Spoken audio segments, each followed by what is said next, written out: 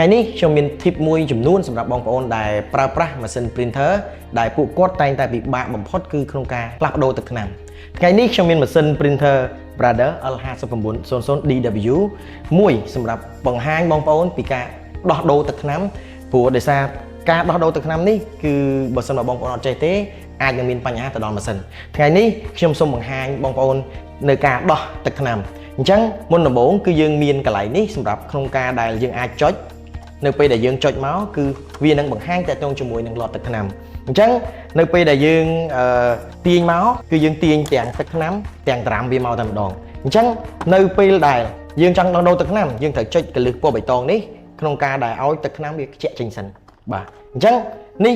គឺជាទឹកថ្នាំម៉ាស៊ីន printer Brother L5900 ហើយនៅពេលដែលយើងដោះចេញមកហើយយើងអាចដាក់ចូលវិញបានបើសិនបើនេះជាគ្រាប់ទឹកថ្នាំថ្មីអញ្ចឹងយើងអាចយកមកដាក់បែបនេះបាទយកដាក់បែបនេះដើម្បីឲ្យវាត្រូវជាមួយងាំរបស់វាបន្ទាប់មកយើងអាចលើកមកយើងអាចសោកទៅតំបន់កន្លែងដែលយើងអាចដកអំបញ្ញមិញអញ្ចឹងយើងអាចដាក់ចូលហើយយើងបិទគម្របឡើងវិញ